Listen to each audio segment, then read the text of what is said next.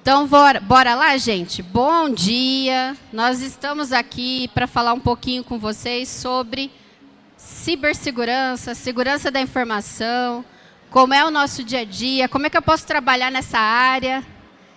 Então, para começar, me apresentando, eu sou a Cris, mãe desse rapazinho aqui, do Felipe. Para quem é de São Paulo, saudações tricolores. Eu sei que aqui a maioria deve ser flamenguista, mas nós, como lá da nossa região, são paulinos. Eu estou como coordenadora de segurança no CAIS RNP. Eu sou docente em uma universidade lá no nosso estado. Tenho algumas especializações, mas que isso não é importante agora. Felipe. Bom, boa tarde, eu sou o Felipe, eu também sou São Paulino igual a minha mãe. Atualmente, eu estou estudando na FATEC, fazendo análise e desenvolvimento de sistemas. Eu fiz parte do programa Hackers do Bem, como aluno também. E o meu hobby favorito é jogar.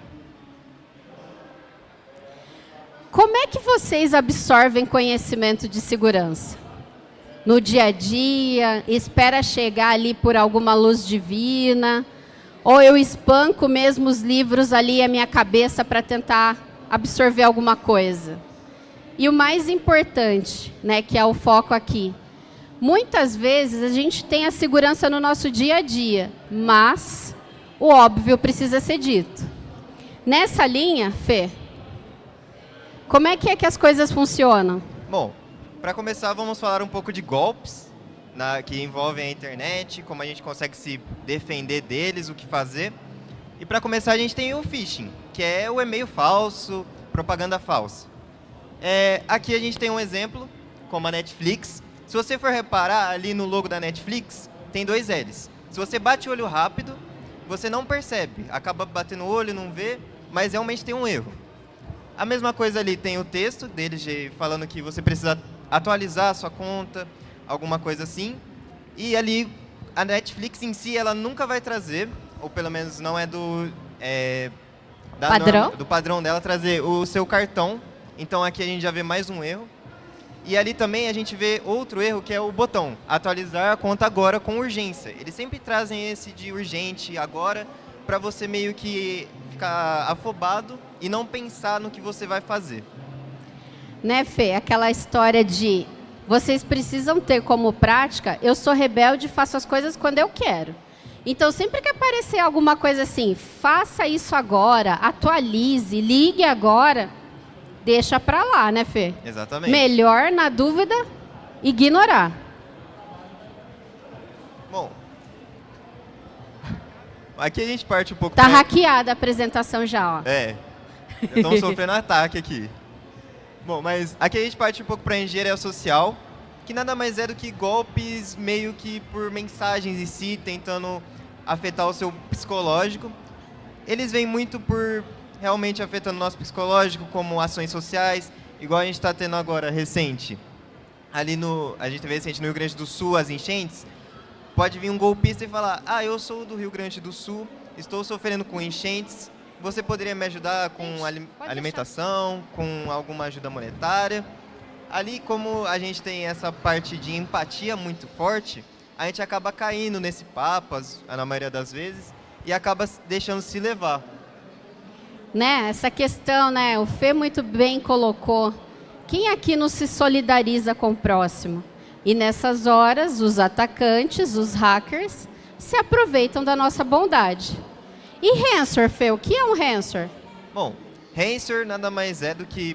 Ele pode vir como um cavalo de Troia. Você meio que vai baixar alguma coisa no seu computador, alguém pode fazer isso de fora, mas ele vem escondido junto com algo que você baixa. Então, o que ele faz? Ele captura suas informações pessoais e ele criptografa, cifra elas, deixa elas inacessíveis. E a partir disso, o golpista ele tem a chave de acesso, normalmente, e ele te dá a proposta. Eu vou te dar essa chave de acesso desde que você pague tanto, desde que você pague tal valor. Até então, é a sua única saída, desde que você não tenha um backup das informações, que é o que deveria ocorrer, a única saída nessa que a gente encara seria pagar. Porém, nunca é legal pagar. Por quê? Quando a gente paga, a gente está fomentando o crime. Quem aqui tem backup? Olha, um número razoável. E quem não tem, por que não faz?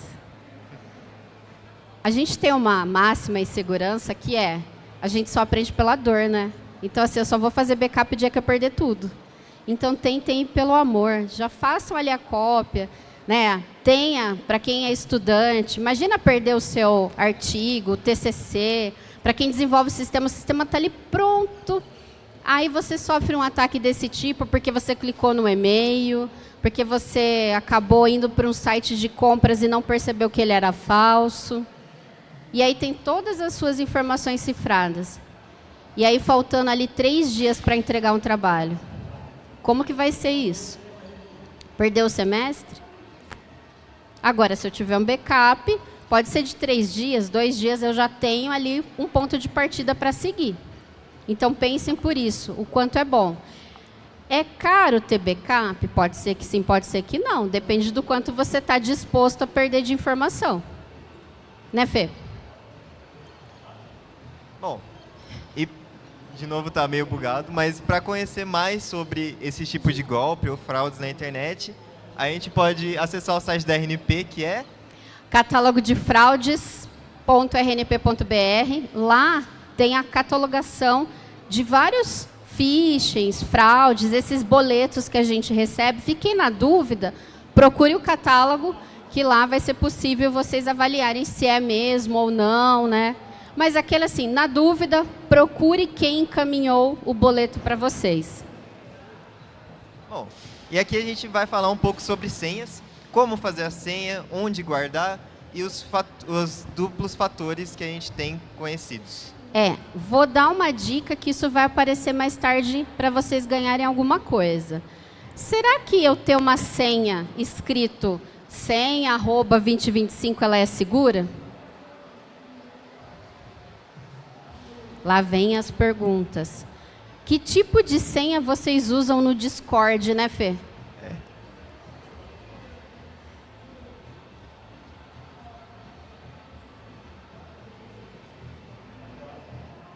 Bom, e aqui a gente traz um exemplo de como montar uma senha segura.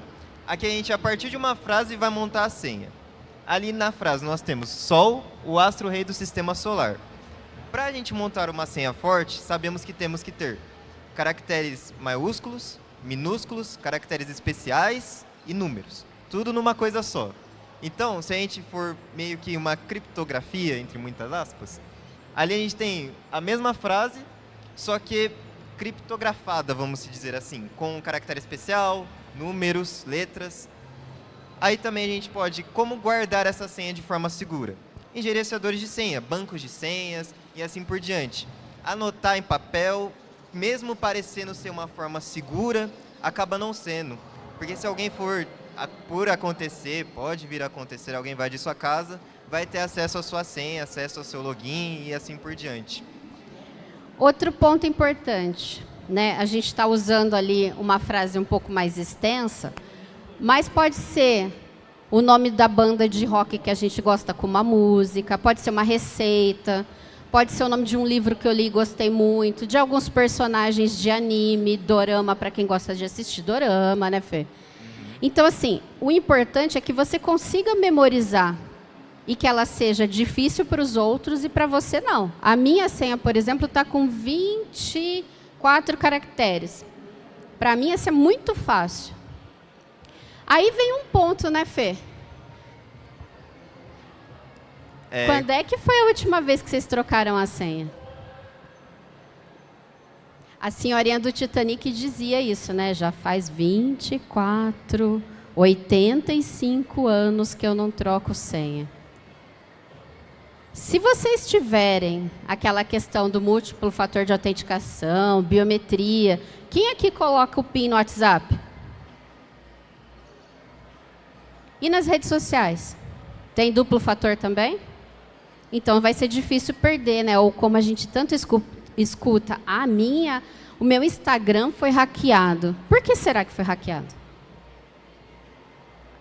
Porque a gente provavelmente não está tomando conta das nossas senhas, não tem o múltiplo fator. Recebi um código estranho lá de SMS, clico. Quem aqui é clicador compulsivo? Todo link que recebe, clica. Mas a gente conhece um monte de gente que faz isso. Principalmente quem está lá na nossa casa. Pai, mãe, avó, o vô. Vocês são jovens, mas quem convive com criança aqui? O que os pais têm feito ultimamente?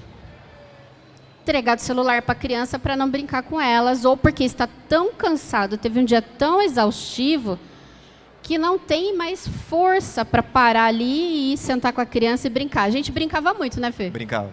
Você usava muito celular quando era criança? Nem tinha, por muito tempo. E hoje a gente entrega já para a criança de 2 anos, o dedinho já vem pronto, né, para ficar arrastando para cima. Então, o quanto que elas estão tendo esse acesso desassistido, né? E aí aqui, quem nunca, né, esqueceu a senha? E aí estava lá tentando na força, né, usando um pé de cabra. E agora, será que eu consigo adivinhar minha senha? Você já tentou fazer isso? Já. Quem nunca? E aí, assim, para gente que usa a rede social, quem aqui posta tudo o que faz nas redes sociais? Tirando quem é influencer, porque aí é o trabalho da pessoa e tem que fazer isso mesmo, a gente vê muitas pessoas, né, mães, pais, ou nós mesmos às vezes, estamos ali com o uniforme, ou tiramos uma foto na frente da instituição que a gente estuda, e tá lá, eu estudo na UNB. Aí posta, todo dia, 6 horas da tarde, o post na UNB. Depois, todo dia, 6 horas da manhã, na academia A.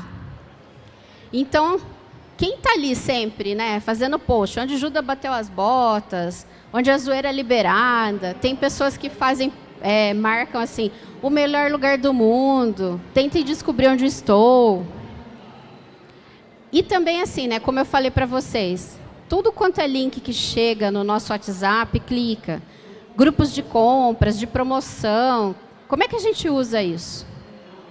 Antigamente, a gente achava que o hackers, né, o hacker, de um modo geral, era aquela pessoa que usava a máscara dos anônimos, tinha ali a capa do mal. Hoje, quem é o hacker? Tirando que a gente usa o termo errado, isso já está de senso comum, todo mundo chama de hacker.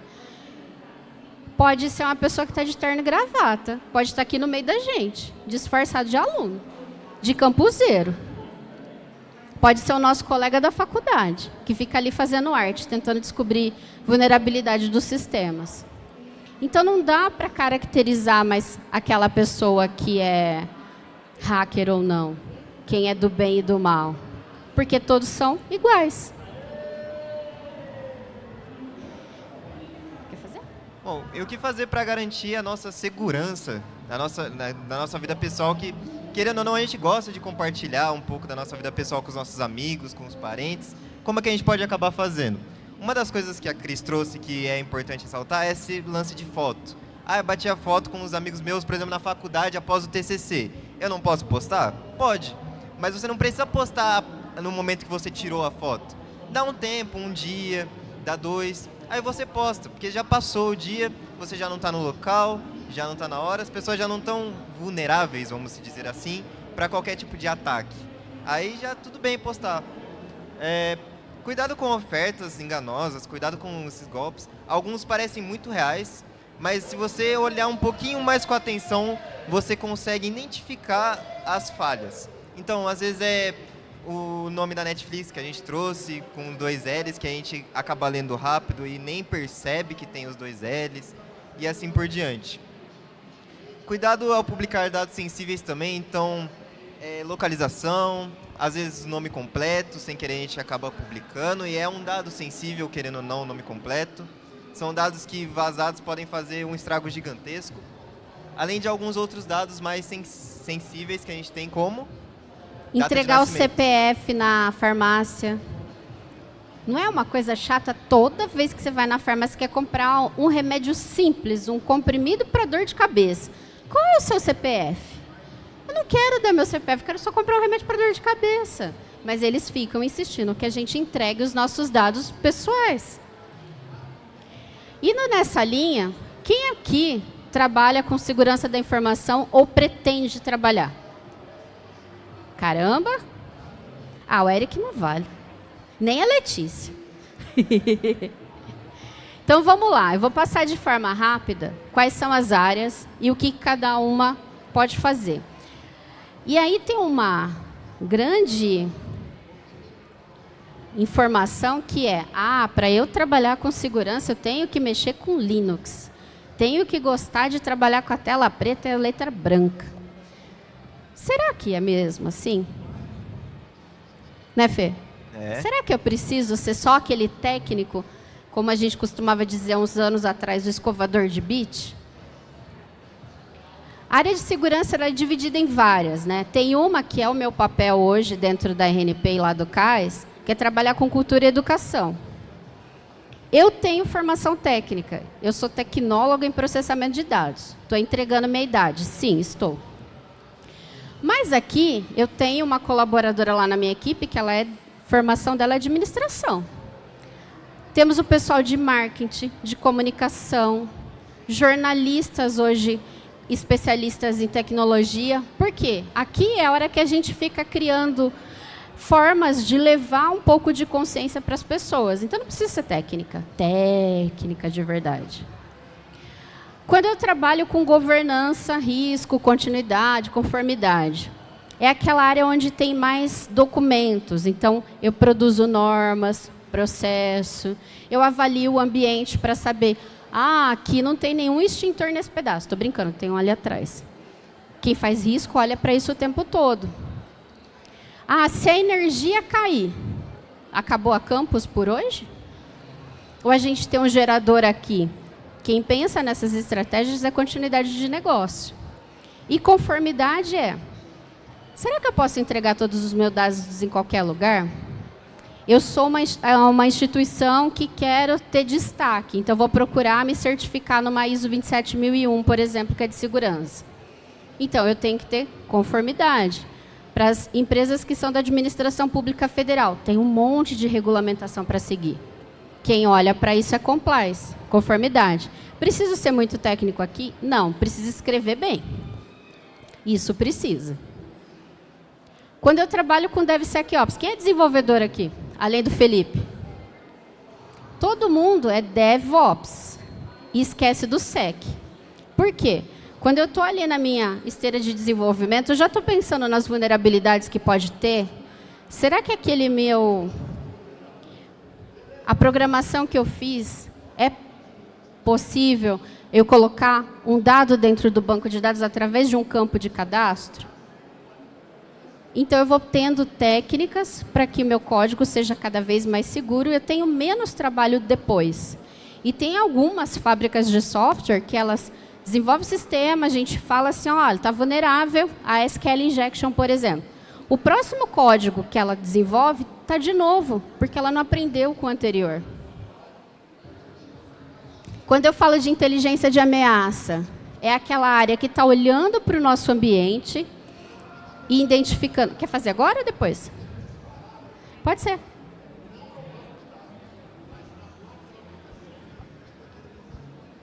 Boa tarde, meu nome é Antônio. Eu queria perguntar sobre o outro slide, no caso, sobre isso de integrar preocupações de segurança ao desenvolvimento de software. É mais inteligente para o processo de produção fazer isso enquanto você desenvolve as funcionalidades ou algo para depois do software já pronto? Antes, durante. Então, quando você tem uma pessoa já de segurança... Na verdade, você começa lá na definição de requisitos. Já tem um responsável de segurança ali trabalhando contigo. Depois, na definição da arquitetura daquela solução, já ter uma pessoa de segurança junto. E aí, no desenvolvimento também. Porque se o desenvolvedor já não tiver esse requisito de segurança, tá? Se ele não for DevSecOps. Porque você não tem retrabalho depois. Porque se você desenvolver tudo, e a gente vai falar de Blue Team, Red Team já já, e ir lá para a equipe que faz pentest, que todo mundo gosta de trabalhar em segurança, ele vai te entregar uma lista de 100 vulnerabilidades. Aí você volta, corrige tudo, antes de subir para a produção. Então, se você já vai desenvolvendo, testando e corrigindo, quando chega na mão do pentester, é rapidinho, não tem muito retrabalho. Por isso que é importante ser durante, lá na sua esteira de desenvolvimento. Tá? A inteligência de ameaça é onde eu observo o que está acontecendo no meu ambiente e estudo, avalio o que pode vir de novas vulnerabilidades e já faço a prevenção para evitar incidente. Um ataque de ransomware, por exemplo. A atuação de privacidade e proteção de dados é o nosso encarregado de dados, DPO, tão conhecido, que é aquele responsável que sabe que se tiver um vazamento vai ter que avisar a NPD. Tem toda uma questão legal, muita conformidade aqui. Advogados têm trabalhado bastante na questão da privacidade, na proteção de dados vem para a segurança. Quando eu falo do Red Blue Team, é onde todo mundo quer trabalhar, porque todo mundo quer invadir. Não é essa a questão? Ah, não, eu quero ser pentester. Então, quem trabalha no Red, normalmente é aquele profissional que conhece mais tecnicamente. Então, sim, usa mais ferramentas de Linux, mas o importante é não ser operador de ferramentas, e sim conhecer o contexto, para poder, independente do que você tiver na mão, você saber fazer os testes corretos. E a equipe de Blue é quem está ali definindo os controles para evitar que essas ameaças sejam identificadas no nosso ambiente. Então, não tenha tanto trabalho para o Red Team. Perícia forense é para aquele que, diante de um incidente, ele vai avaliar qual foi a causa raiz. Né? Então, tive lá todos os meus dados cifrados. Avalia todas as máquinas, minuciosamente, olha a hash, criptografia, prepara um relatório impecável. Então, tem a questão do direito aqui também, porque se você precisar entrar com alguma questão judicial, está pronto. Você pode ser auxiliar de perito, perito forense, fazer concurso. Para quem é concurseiro, aqui é uma área muito boa. Resposta a incidente, é a equipe que está ali no quente. Aconteceu um incidente, o que eu tenho que fazer? Quais são os passo a passo? Então, é técnico, mas também tem uma boa parte de processo junto. E o SOC é aquele que faz o nosso monitoramento. Então, quem trabalha 24/7, está olhando para o que está acontecendo, viu que ali o processamento subiu numa máquina, já vai lá e aplica uma mitigação, uma correção para aquilo não vire um incidente e tire um sistema do ar. Então, eles estão em alerta o tempo todo. Aqui estão tanto o meu LinkedIn quanto o LinkedIn do Felipe. E agora, vocês estão preparados para ganhar vouchers? Valendo prêmio? Quem prestou atenção no que tudo que a gente falou? Quer começar? Quer que eu faça a primeira pergunta? Pode fazer a primeira. Posso fazer? Pode.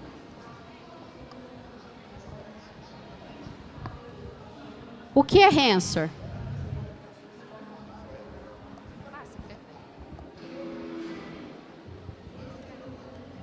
É um ataque de sequestro de dados, onde um invasor criptografa seus dados e só libera acesso depois do pagamento de uma determinada taxa. Paga ou não paga o resgate? Não, porque senão você está fomentando o ataque, né? No voucher, tem a orientação do que você precisa fazer para a gente encaminhar certinho para você. Tá? Aqui é só simbólico.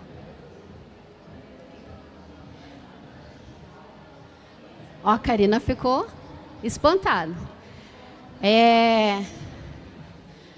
Quais são as boas práticas para a formação de uma senha? Esse tem muita gente que vai poder responder. Ixi, tem 4. E agora? Quem foi o primeiro? Aqui, Fê? O dia preto lá? Então tá. Vou seguir o que o Felipe falou, tá? A gente pode fazer uma frase que seja de fácil decoração e alguma das letras pode trocar por números, caracteres, para uma senha mais segura. Qual é o mínimo de caracteres? No mínimo, eu não ouvi, mas você pode ser o tanto que você quiser, no caso. Então tá, eu vou, porque eu não falei mesmo, eu queria saber se você já tinha escutado quanto era, tá? A recomendação hoje em dia é que seja pelo menos 12, mas quando a gente fala de 8 caracteres, já tá ok, tá? E aí um ponto de atenção, cuidado com as trocas de A por arroba, 0 por O ou O, porque também já está na mão das nossos bancos de dados lá para fazer a quebra de senha. O que é uma equipe de resposta a incidente?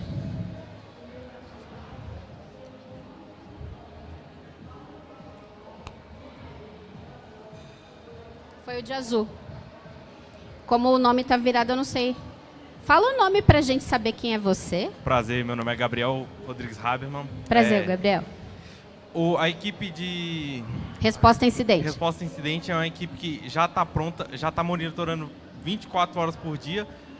Qualquer notificaçãozinha de minimamente que seja um ataque, um spam de coisa, ela já está pronta ali para ativar todas as medidas protetivas do desenvolvimento e para proteger mesmo a empresa. Eu vou te fazer uma segunda pergunta, porque está quase, e aí você vai ter que me falar a diferença. Qual é a diferença do SOC para o CSIRT, da equipe de resposta a incidente?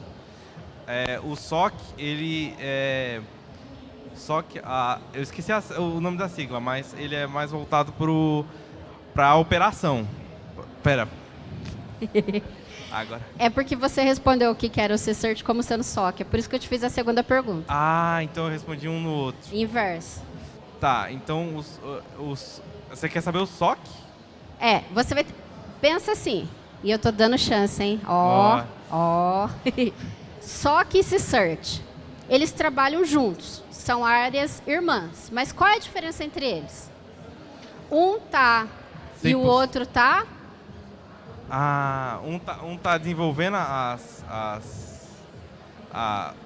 ferramentas para proteger o projeto e o outro está ativamente vendo se está dando algum erro?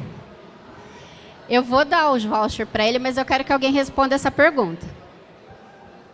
Você de preto. Porque está confusa a sua resposta.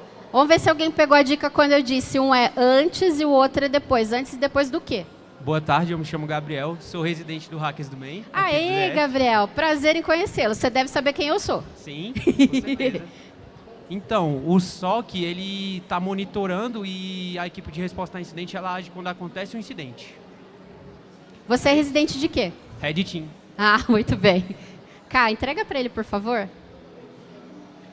Depois vem tirar uma foto comigo para a gente mostrar para o seu mentor. Tem mais alguém aqui que é residente do Hackers? Residente ou mentor? Seu nome? Luiz? Cá, tem mais um lá. Você tá de qual? Red também? Muito bom vê-los aqui. Últimos dois. Esse é mais difícil, porque vai ter que explicar todas as 4. GRC. Quem se arrisca? Lá no fundo. Conformidade. Primeiro, boa tarde, sou Kelly Dias. Conformidade, risco. GRCC. São 2 Cs no final, porque eu até comentei sobre. O G é o quê? Governança. Governança. Risco. Risco. Compliance. Compliance. E o último?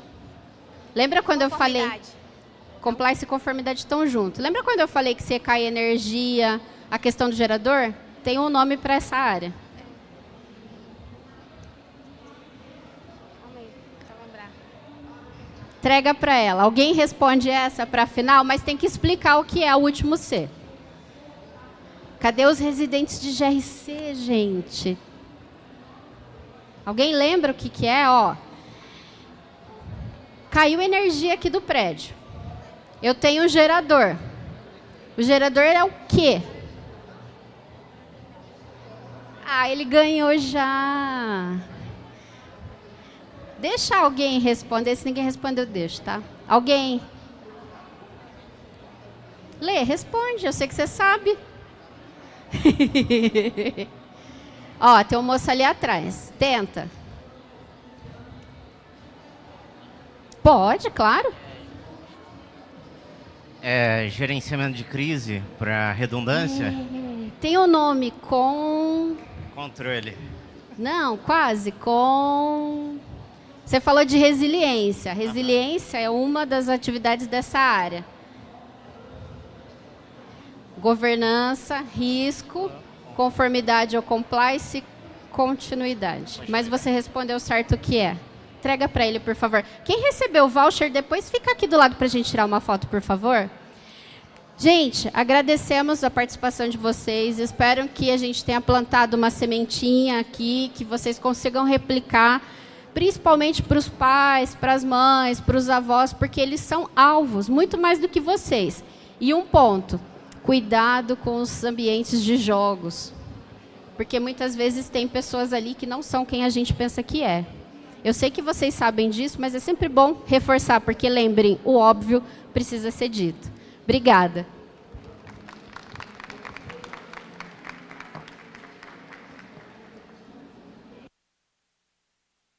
Da tecnologia, evidenciaram profissionais e abriram novas portas